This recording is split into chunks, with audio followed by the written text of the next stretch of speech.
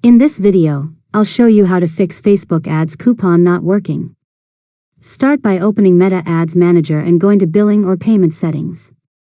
Check if the coupon has already been applied or if there is any active ad credit in your account. Next, confirm your ad account is eligible. Most Facebook ads coupons only work for new accounts, new advertisers, or specific regions, so eligibility is very important. After that, make sure your payment method is added correctly. Go to Payment Settings and verify that a valid card or payment option is connected to your account. Now, check your ad account status. If there are any policy violations, disabled ads, or unpaid balances, Facebook may block the coupon from being used. Next, re-enter the coupon code carefully. Copy and paste it again and make sure there are no spaces or typing errors before applying it.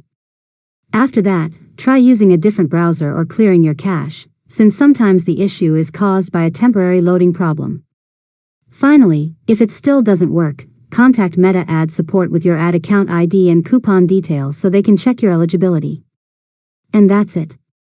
You've successfully learned how to fix Facebook ads coupon not working. If you found this tutorial helpful, make sure to subscribe to Learn Mode Lab for more tutorials.